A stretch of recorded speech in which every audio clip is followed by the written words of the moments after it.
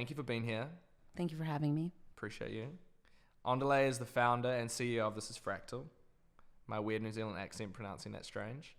A creative powerhouse and management company behind the careers of Iann Dior, Lancey Foux, Abby Anderson, and Veron.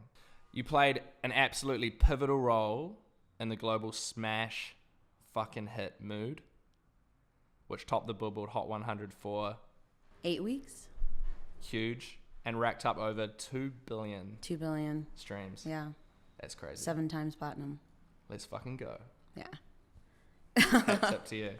But beyond the accolades, what, in my opinion, sets you apart is your heart, your hustle, and your vision. From launching concerts in Indiana to scaling some startups, which we're going to talk about, managing world tours, and now mentoring the next generation of women in music. I believe your journey is defined by intention and impact. And so I just wanted to say I appreciate you. And I think from the short time that we've known one another, you're a builder, you're a connector, and you're a force to be fucking reckoned with. So oh my gosh, thank you. I appreciate you. That's your intro. I hope that I did it justice. Wow. Wow. We met last year when Lancey Foux collaborated with one of our clients, 9 Lives, yeah. 9 Lives, yeah. And I think from the first interaction, I know I've said this to you like kind of off podcast, but I knew we were going to be friends. And if we, rewind it back, I think some of our first interactions were sharing experiences with one another on our businesses, what it's like to be in this industry, growth. We were like, it was weird, right? We were navigating these similar things at similar times around certain people around our business having interest and like how we could scale things with assistance or things like that. And so I've been really excited about this conversation because every time that I've spoken to you, it's been one of those ones where we're like, oh my God, I've got another Zoom. Like we need to go, Yeah. So thank you for being here today. I wanted to ask you to kick things off. When did you first fall in love with music? Well, first of all, thank you for having me. Oh, thank you. So when did I first fall in love with music? So whenever I think about when I was younger, I don't know if anyone else is like this, but I think of like when I first started being able to actually remember memories. And when I think back to music, in my culture, I'm Ndebele, which is like one of the subcultures in Zimbabwe, which is derived from being Zulu. But in our culture, music is such a big part of everything. There's a song for a wedding, a funeral, a baby being born. It's just like such a big part of our culture that there's like hymns and like church hymns, and just like music is what really just bonds our people together. So I think my introduction, or like when I first fell in love with music, was just almost from inception, or like from coming to, right? Because it's just, blood. Yeah, I was just born into it. And did your parents have a big influence on that? My parents, again, it wasn't ever, I never thought of music in the way that we consume it now as like a thing. It was just such a part of life. If that makes sense, a part of life. But if I were to think of like a memory where I fell in love with music, it'd have to be when I still lived in Zimbabwe at the time. And I remember when my parents bought me a CD player and one CD, which I had gotten the CD from my uncle, because my uncle used to be a DJ. And it was the LL Cool J lounging CD with like Doing It, Who Do You Love, which now thinking back, I'm like, who let like a 5-year-old me listen to like LL Cool J? Wow. Especially that specific CD at such a young age. But when you think of like life in Zimbabwe, like it makes sense. It's just some random CD that my uncle probably had, and it was like, it literally ended up being on repeat to the point where I could spew all the words to you and all the lyrics, including the ones you shouldn't, including the ones that I shouldn't from like age 5. I love that. Yeah. We've talked about when you first fell in love with music. You've talked about how you first interacted with music and your upbringing. Okay, let's still talk about the early times, but let's talk about early dreams. So what did your early music dreams look like for you? I don't know what age they started to kick in, what age you started to kind of surround yourself with people in the industry, what age you got an appetite for it, but what did that look like? That's a very good question. For me, again, being born and raised in Zimbabwe, I moved to the US when I was 12 and moved straight to Indiana. But when I lived in Zimbabwe, I went to a Portuguese primary school called Lusitania. Wow. And at the time, for my electives, from age like 6 up until whenever you finish primary school, can't remember, I guess 11, my music teacher for that elective was my aunt. Oh. So I started playing marimba at a very young age, reading music. I was in like a marimba band at school. So that'd be it for me. So for you, it started as playing music and like being passionate about the art of creating music, and then it turned into the management and the creative company.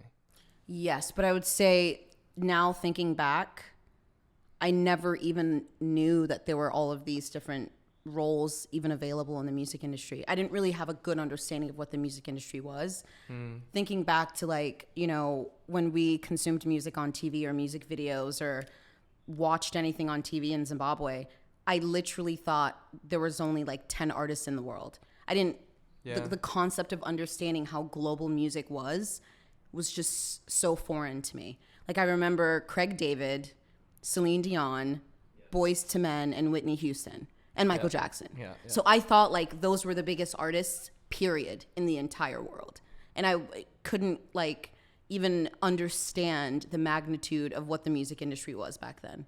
So I guess I never really thought of getting into the music industry. I just knew that music was a way for me to grow and to understand myself. And it was like the only way that I felt like I could communicate and be myself without having to use words. When did the magnitude hit you? I don't think it's hit me yet. When did the wider world of music beyond the art and the side of it where you figured out how you fit in from a business side in addition to the work you were doing in a creative side, when did that occur? That would be when I was in college.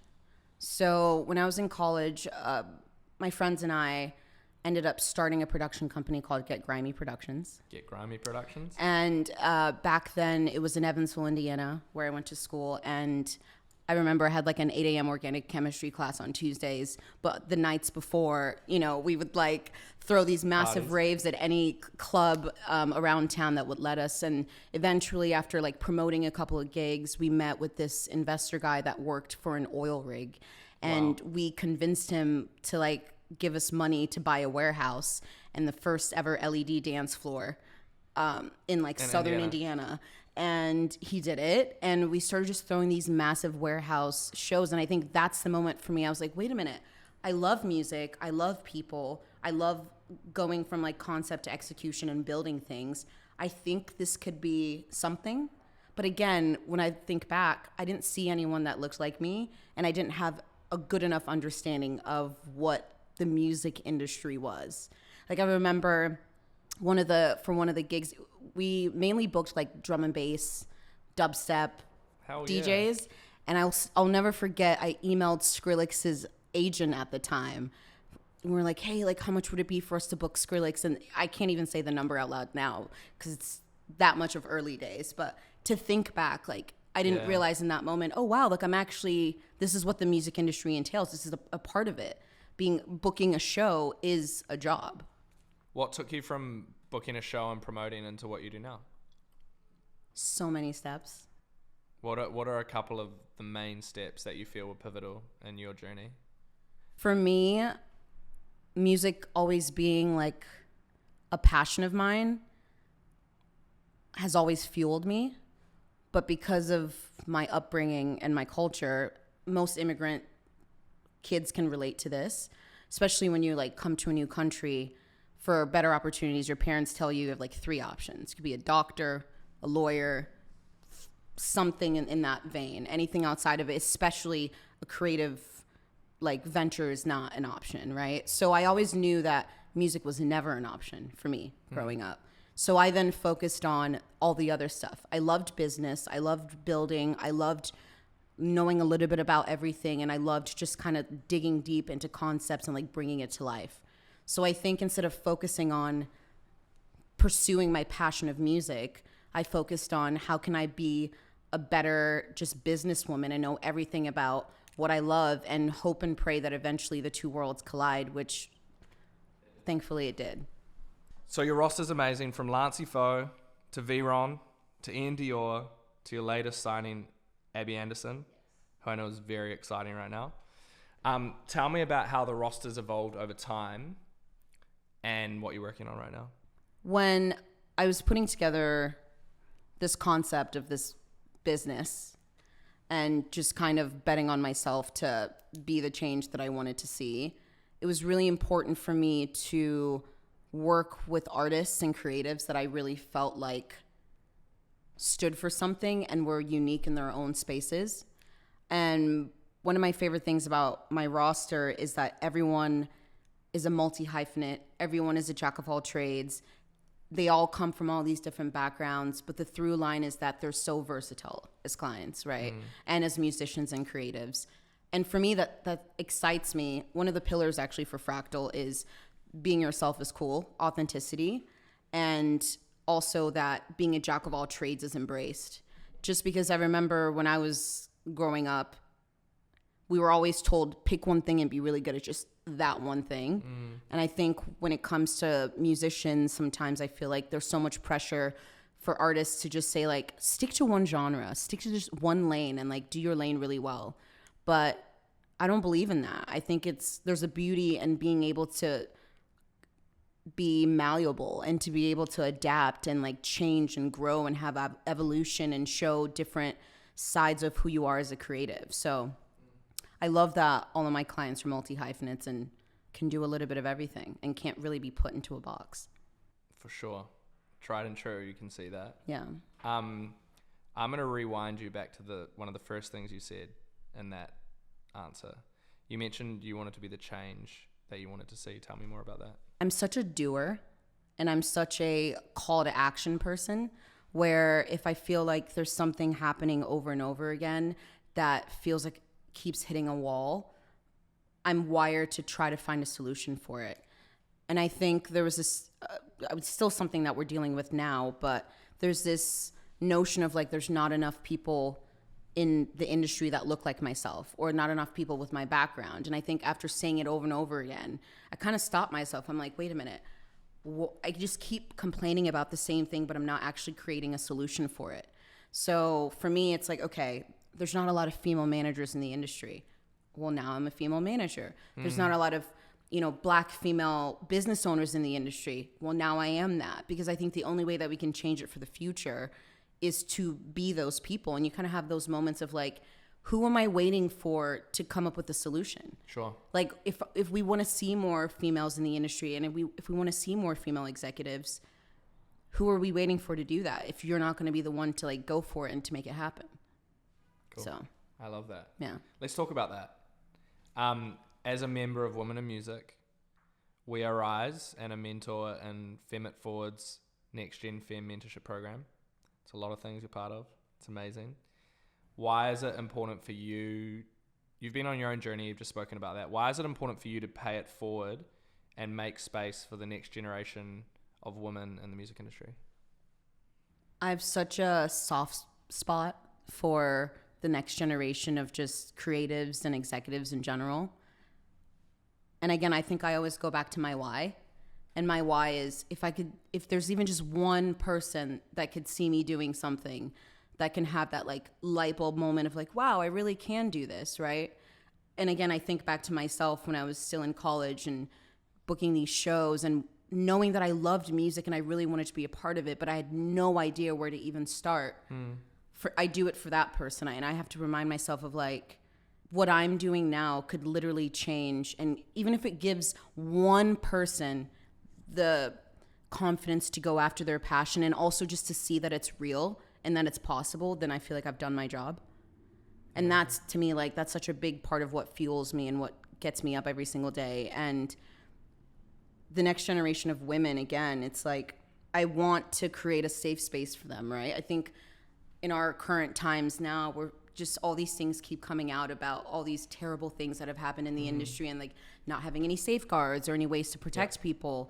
And for me, again, I just think like if I can help guide and usher and give half of the knowledge that I've acquired to anyone who's willing to listen and is willing to put in that work ethic and effort, then I feel like that's the reason why that's like a driving force for me. I love that. To help just one person out there. Because I know how much that would have meant to me. Well, when you were starting, did these organizations and support groups and people exist, like platforms like this exist? Like, what was there when you started things out and you were feeling that way and you knew that you wanted to incite change? Starting out, I would say when I was in college and younger, I don't really know of anything that existed in that space. Indiana? That was in Indiana, yeah. That didn't really exist. But for me, again, mentorship is so important because I think of all the different people that have taken time to help develop me as a person and to develop me as, the executive that I am now. I wouldn't be here if it wasn't for those people taking that time to just like nurture and pour into me and give me knowledge and, open up their brains to me to like just let me pick their brain and to understand how I can be better, right? So who are those people for you? So there's a couple of them. There's been so many. Sometimes I have to pinch myself. I'm like, I'm so blessed with how many people have like taken the time to nurture me. I'm not here by my own doing. I'll tell you that. Full disclaimer, right? You're going to miss some people when your answer. Oh yes, I will definitely miss some people. Everyone knows who they are. Yes. Yeah. So there was a DJ in Indiana named Ron Miner, and he was one of the biggest radio DJs in the whole state. He passed away a few years ago, but he was so pivotal to developing me as just like a music creative and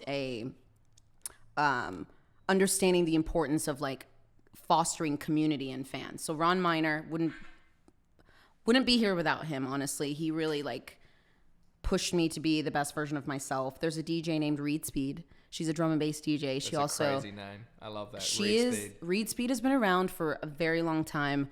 Growing up, she was the only female DJ that I knew of, and she started a record label called Play Me Records. It's a drum and bass label. US based?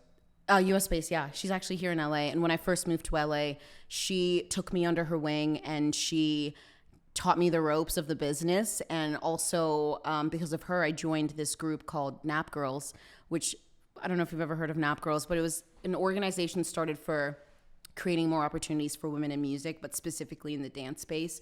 So different DJs like Skrillex and like Dylan Francis and all these guys would support the Nap Girls. And I remember we used to have like DJ residencies all around LA and like, it was a thing, like the Nap Girls.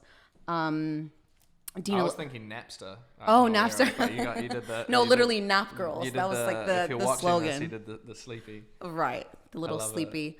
But there's been more people, right? There's been Seth Friedman, who's manager for Black Eyed Peas. Wouldn't be here without him as well. He's really taken time to like nurture me. Dina LaPolte, Julia Kahn. There's an endless list of people that I could think of that have really taken the time to invest in me. And to me, like, I'm so appreciative. Each moment that I get with them, it's invaluable, right? Because I think there's such a gap nowadays between the younger generation and the older generation. And I think making that connection a little bit stronger is what's going to help us grow as a community and as people as well. So I always like to make sure that I'm keeping myself as much wired to the older generation and just the whys, the people who've done it, but also staying connected to the ones that are coming up. And we need to like keep that bridge kind of I love that. Flowing. Yeah. You mentioned a few amazing names. Is there, and this is a really tough question, or maybe it won't be, is there a narrative or something that is a common theme that has run true from all the advice and mentoring that you've got in the music industry? Is there like one thing that you can sit there and go, you know what, everyone has kind of said the same thing, whether it be like an example, whether it be trust your gut or whether it be integral and do honest business, whatever that is there something that you can kind of think of that has been a consistent theme? Yeah, I think the through line really with just the advice I've received, but also just my ethos is like being authentic, being honest, and doing the right thing. I think if you always live by those three pillars, I don't think you won't steer yourself the wrong way. I love that. Yeah, and I think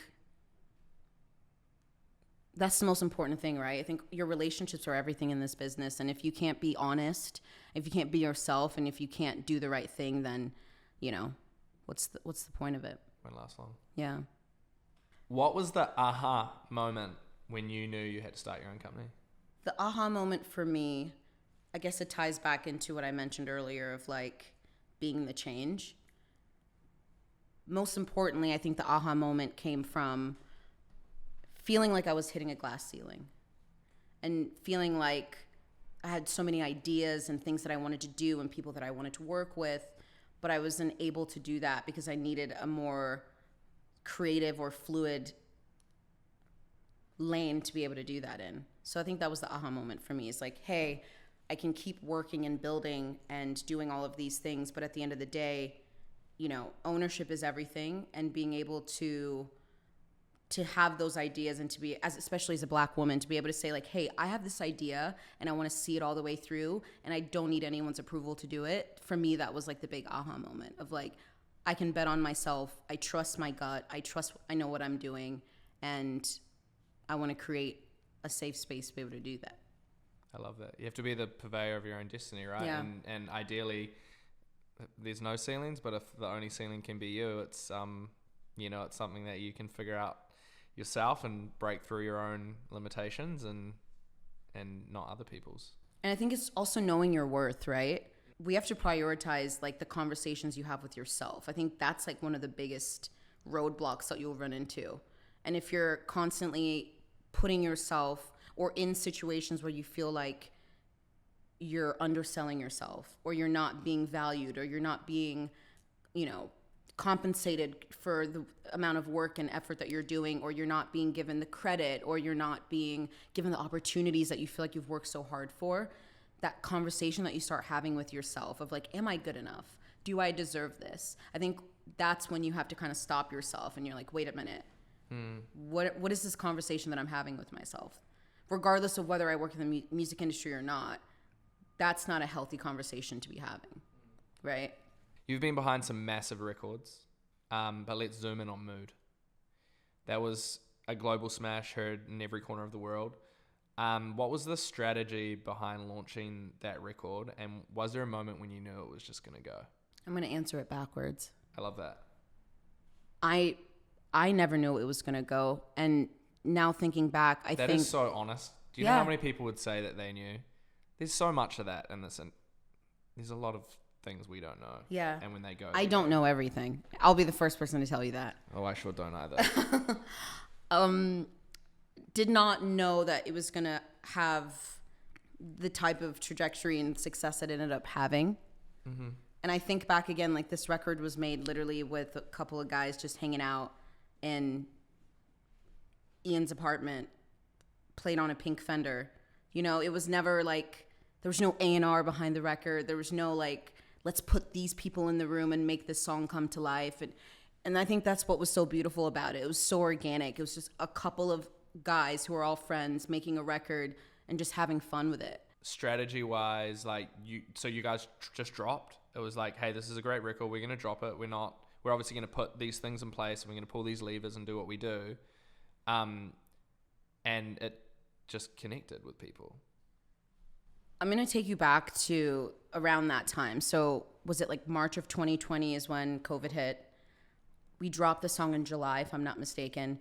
That was a COVID record. It was a COVID record. That. Yeah, it was right in the middle of COVID. So thinking back to that time, we're like, do we drop records? We had A&Rs in some of the biggest buildings in the world and marketing teams telling us at our roster, don't drop anything, let's just like hold for a while. Like no one knew what to do. Going back to you saying we don't know everything, like at that point it was really clear that no one knew anything. It was such a crazy time because people were juggling just making sure that, first of all, you're okay as a human being, you're safe, you're healthy. On top of that, our business was in such a volatile place. Tours were canceled everywhere. Artists were panicking. People were trying to figure out how they were going to sustain. We didn't know how long we were going to be in quarantine. And here in LA, like quarantine was pretty serious for the first couple of months. Whereas I know like in the rest of the world or different places in the US, like it was more relaxed. But during that time, I remember when we were putting together the strategy for releasing the song, it was interesting. Again, I have to give the credit back to the artists and the creatives. This is around the time that TikTok was starting to pick up. everyone was inside. The people were panicking, nothing else to do, so everyone was scrolling on their phones. And there's this young guy named Michael Uwe, who now owns a company called With Origin, who was very close friends with 24K, and they both went to USC. And at the time, he had blown up a couple of different TikTok accounts, and he was like, dude, I'm really in this. Like, I understand the subculture. I know the kids. Like, I know what people love. And I remember at the time Golden giving the whole management team a call, and he's like, guys, so this is the guy that I want to run my TikTok campaign. Because at the time, you know, all the labels were like, we have a TikTok person in-house and who can help figure all of this. They actually used to work at TikTok and now they're with us. And but it was still very early days. Yeah. So like, think back. It was and still very... guys, you do not... They're like, so our TikTok strategy is... And I remember Golden being so adamant. He's like, I really, really want to use my friend. Like, he knows what he's doing. He's been on the road with me, and he's been really successful at building different campaigns that have come to fruition in a really great way. So I remember we got on a call with the label, and we're like, yeah, so that entire budget that we were going to allocate to a TikTok agency, we're actually going to give to like a 19-year-old that goes to USC. Yeah. To run the campaign. I remember everyone just being like, what? Quiet Zoom call. You're like, right, like, what are you guys on mute or something? Right, like, what are you guys talking about? But I think, again, you know, looking back now, it came together because it was, at the time, to me, a song where there was so much uncertainty going on at the time, and I think we just needed something lighthearted and like carefree to just take us out of the impending doom that we were all in. And again, the through line for that is that it was just a bunch of friends having fun. Like, that was kind of the energy for the record from the moment they made it to even putting together the music video, to the fact that all the creatives on the record were all in-house, managed by the same team. They were all friends. It was such an organically put together, beautiful moment that I honestly don't think I can like pinpoint one specific thing that made it like that big record. And I know most people would be like, I know exactly what it was, but I don't. I think it was just a combination of the right time, the right record, and also when momentum started to happen, we had the right team in place who knew how to activate and kind of take that momentum and propel it forward, you know? I love that. Yeah. But it started with you guys. It started with the guys. It started with the creatives. Yeah. Which I think is... just having fun. Which I think is wonderful in this day and age to people listening to this podcast, no matter whether or not you have a manager or not, whether you have a label team or not. Like, the beauty is what happens in those rooms, and more now than ever. Like, obviously that was when TikTok just started bubbling, but more now than ever, the barriers to entry are so low, and you can go from being someone with no streams to being top of the Billboard TikTok charts or Billboard charts in a small amount of time, based on just making music that connects with people. And the labels, you know, we still work with many of them, but you know, the guard has changed, which is great. I think it's an exciting time though, because I think for developing artists, this is really the time where you realize that if you invest into yourself and really just make things that are authentic to you, you can handpick a team around you that is there to just propel you forward. Versus, I think, the olden structure of the business is like, I'm here, I'm an artist, make me a global superstar. How do you stay grounded when you're in the middle of this? Like, you're managing these global hits, you've got high profile talent that you're looking after, it's middle of COVID. Like, how do you stay grounded personally? My faith and my prioritization of my mental health are the two ways that I stay grounded. What does that look like? It looks like holding myself accountable for showing up as the best version of myself as much as I can. Therapy. I'm a big lover of therapy. Hell yeah. It's the LA in me, I guess. I've been here too long.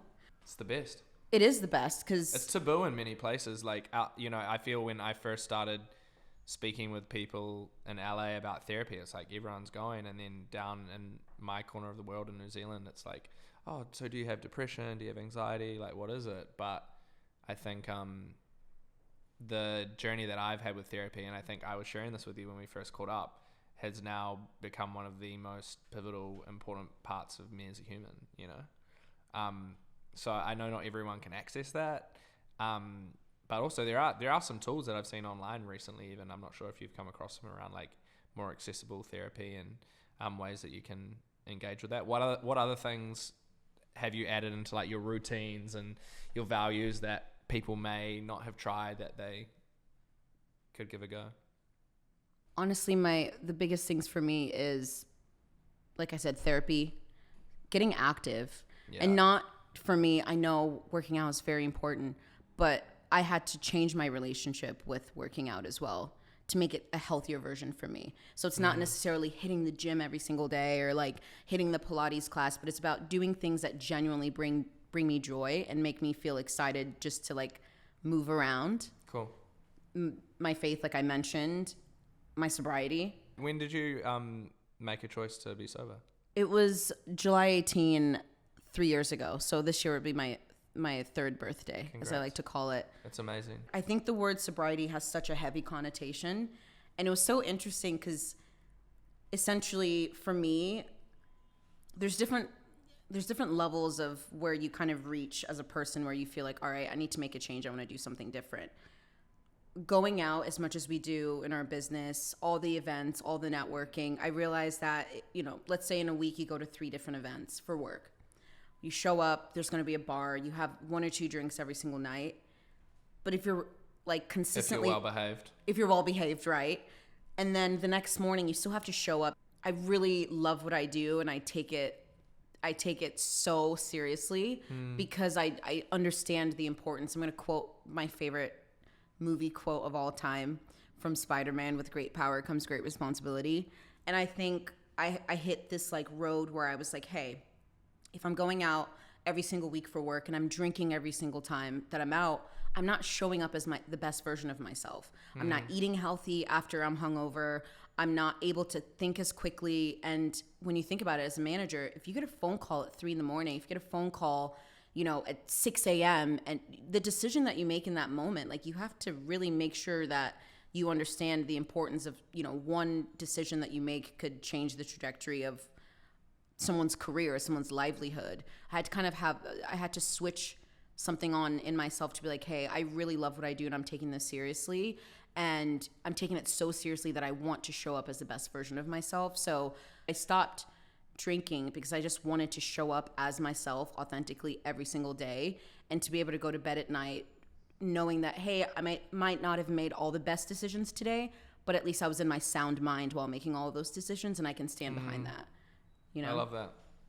I think there's a bit of a wave at the moment, especially in hip hop, of managers who are super good friends with the artists, who are partaking in everything the artist does at the same way, and I think the artist loves that because there's someone with them for the ride. And like, let's be honest, it's a pretty hard ride, and to have someone doing it with you that's maybe partaking in the same way can be comforting, and you can have a companion. But I don't know how you feel about it, but I feel there's especially in hip hop, a big wave of managers who are living the same way as their artists are and partaking in the same things in a way where I think some of these younger artists aren't even aware that like this person, like your career and your business is in this person's hands and they're navigating and guiding it and they're an extension of you. But when they get that call at 6 a.m, firstly, are they even answering? Or 3, or what are the decisions that have been made? Like, I don't know how you feel about it, and everyone's on their own journey, but I think for young managers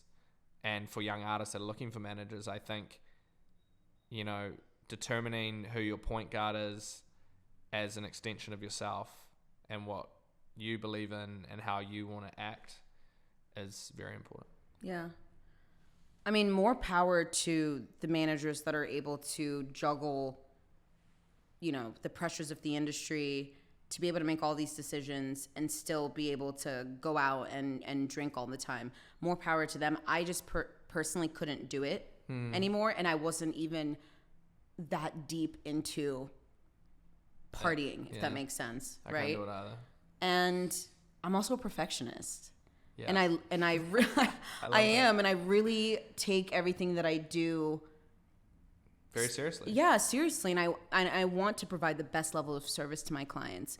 And I want to be a good partner to all the different people that we work with. And I want for, brands or labels or whoever we're working with to leave like, wow, they actually tried and cared and like, put forth effort to doing their best job. So I just had to have a question, or, had to have a conversation with myself and question myself like, hey, like, is this really the best work that I'm able to deliver?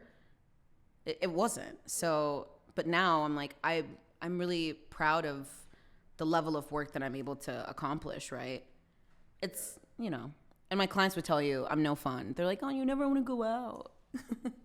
I'm sure if it was the opposite, they would be complaining. And right. It's admirable what you've done. I'm like, I can go out with you, but if I don't answer the call at 6 a.m, don't get mad at me, right? I can't make any promises. Yeah, there's a thing called time zones that I deal with. Right. And you're like, that is difficult if I'm feeling dusty. Right. And also someone has to be like the adult in the room, like you never know what will happen. And you just always want to make sure that you're setting yourself up for success. Yeah. And just making sure that, I don't know, just again, do the right thing. And I'm like a little like mother bear, like protect the people that I care about. And I want to be able to like be that like sober call at like, do you need me to pick you up? Like, to my friends, to anyone in my life. Like, I like to be that person. Help you find your passport. We'll get it sorted. Not a passport, please. No. Is there anything that you feel most young artists misunderstand about management? That's such a loaded question, but it's such a good question as well.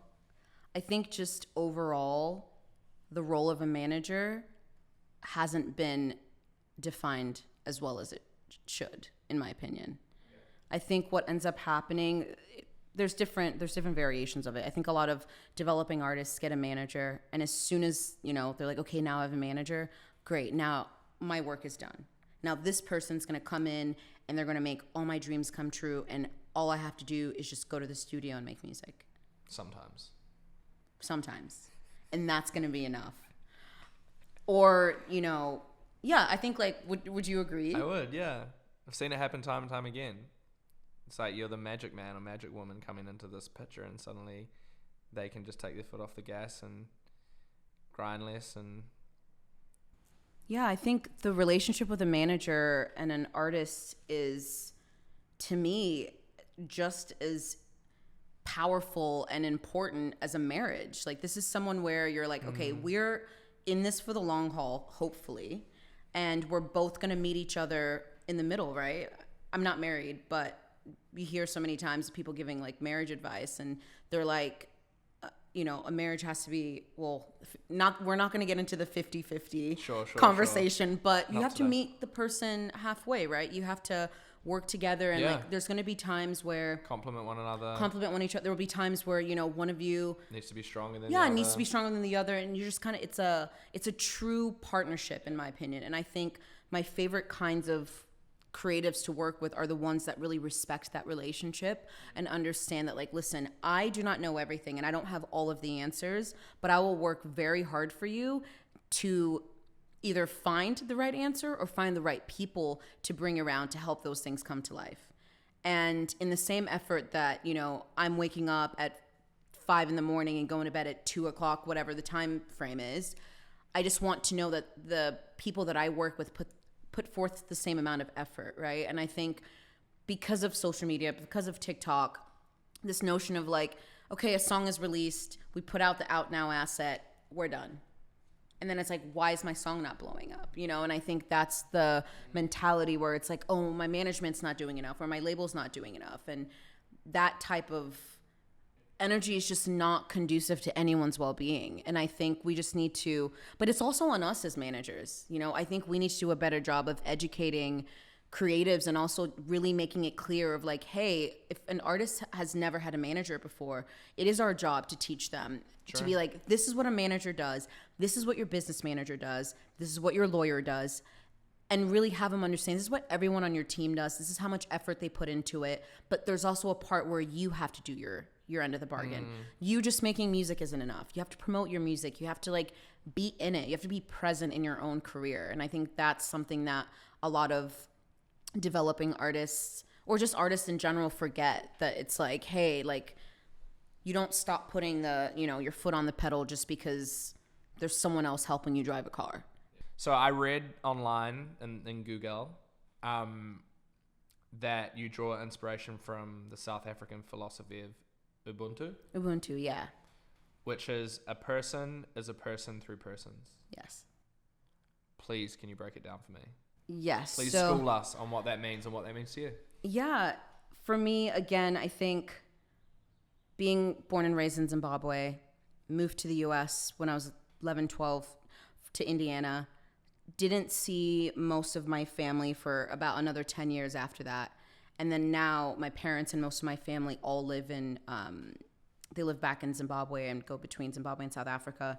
And here in the US, I just have my sister with me. So I've always felt like I never fit in anywhere.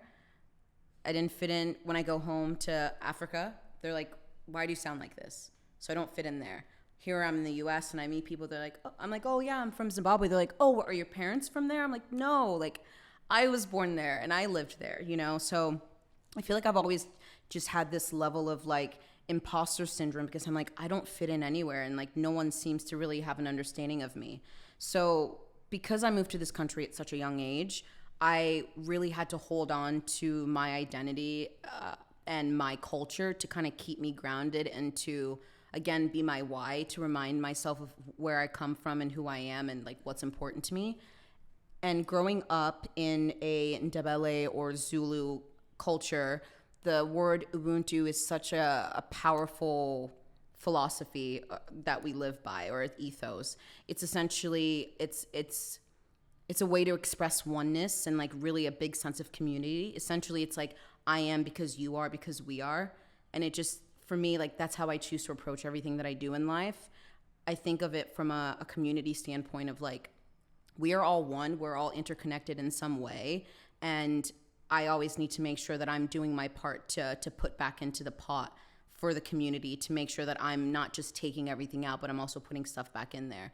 And it just keeps me grounded. It keeps me humble. It keeps me guided because everything that I do, I have to always, you know, I take it back to that pillar of like my faith and my culture. Those are the things that make up who I am as a person, you know. And how does this philosophy express itself in your practice in music management and with your clients? I come from an abundance mindset with everything. And I think you and I spoke about this when we first like had our first lunch, about this level of like gatekeeping and feeling like only I'm the one who's going to make it and no one else can, and I can't like help other people. So how I apply it into my everyday and into the business is by creating that sense of community and like feeding into it, right? If someone needs a contact or if someone has a question about something, or if I'm sitting there talking to you, I'm like, oh, you need to meet this person. I think you guys would really get along, or it might be beneficial for you. Or if something comes about, I'm like, it doesn't make sense for any of my clients, but it might make sense for your client.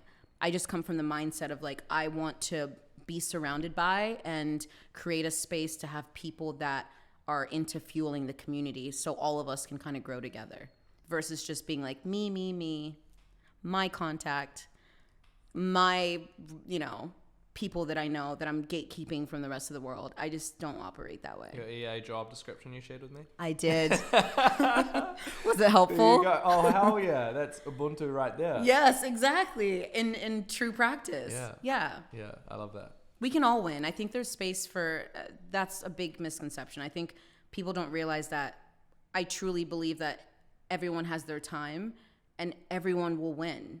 And there's no need to feel like there's only one slot available. And I think they do it a lot as well to women in this industry, where you feel like there's only that one female manager that can make it, or there's that one, you know, Black executive that can make it. But that's not the reality. I think there's a place and a time for all of us to have our moment.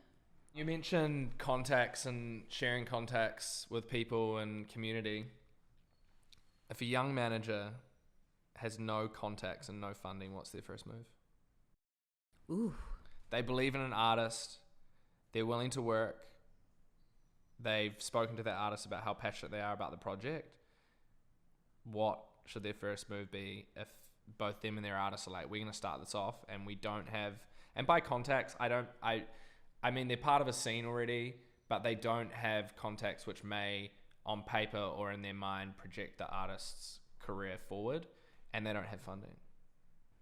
So this might be a bit controversial, but I am a full believer in strategic partnerships. So if I was in that position now, what I would do would be to Find someone to pay for the dance floor in the warehouse? Yes. Exactly. I would find someone who is whether it's another manager or an executive or a mentor that I believe, has the ability to help kind of shape the trajectory of what we're doing and give me all the knowledge or just help me navigate this artist.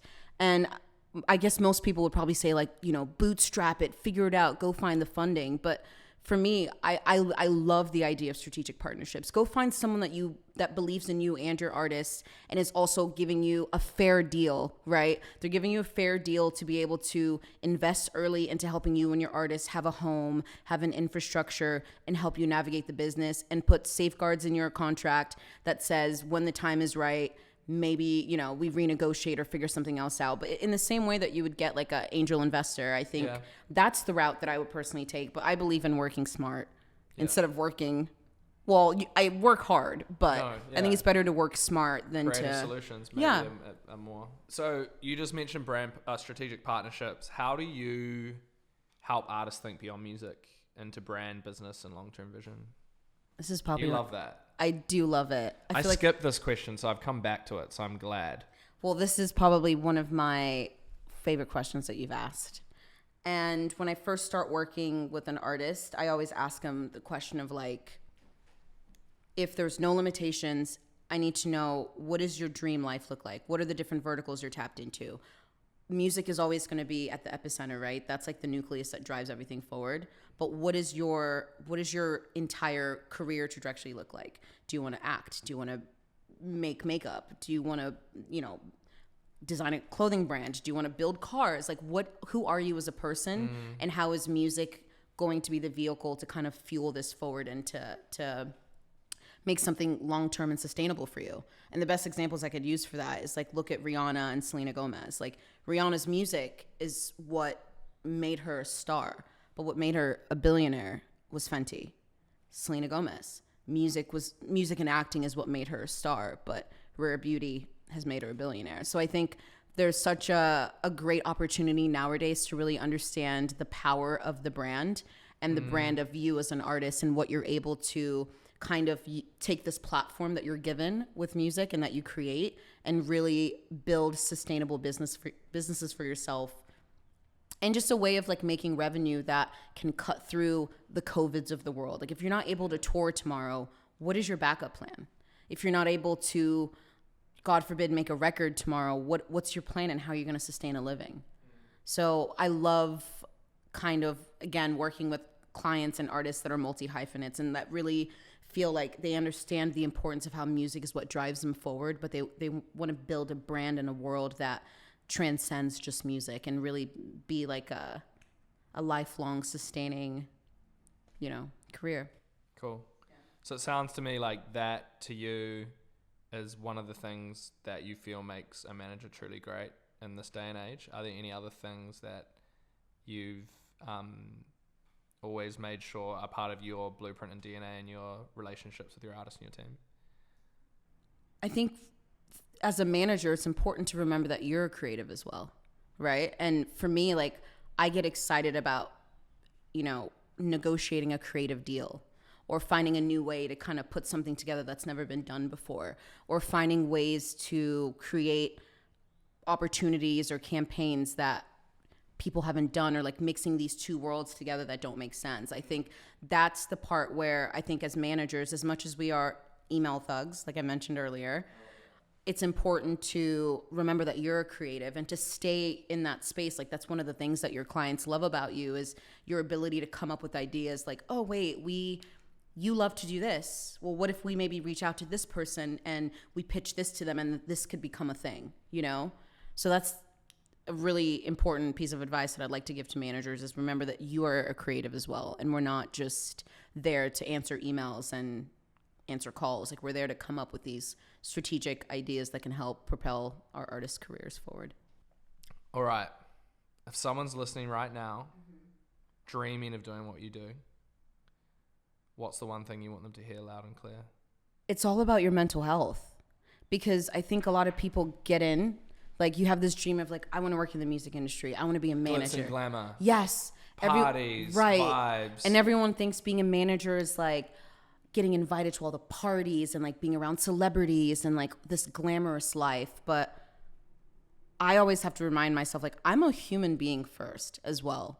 And I have to protect myself and I have to protect my mental health. That's all you have in life, is your mental health, or just health in general, right? And I know it's probably such a boring and cliche answer, but that is to me the most important thing, because there's nothing worse than having an opportunity and like having your dream job right in front of you, and then you're not able to see it through because you mentally weren't prepared for it, or you just mentally weren't healthy enough to be able to be the best version of yourself while you're in it. Or, I mean, I've been in the business since the days of when things were a bit crazy and probably not appropriate. And now looking back, I'm like, how did we get through those things? Like, there was no safeguards. There was no,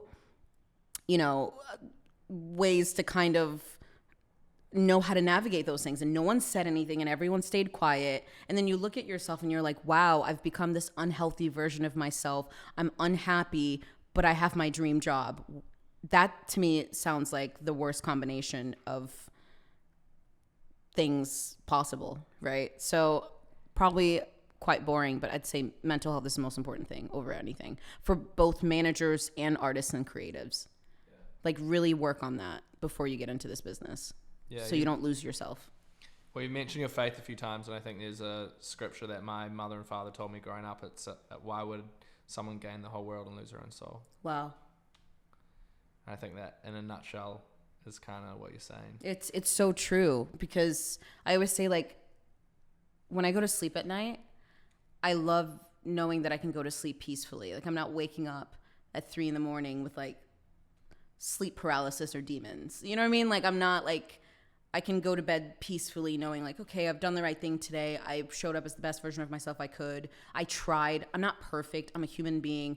We all make mistakes, but therapy and working on myself and just self-development has helped me have a healthier relationship with myself, which to me, like, that's like the biggest gold of all times, to be able to be like, oh, I'm actually very happy and content with myself and with everything.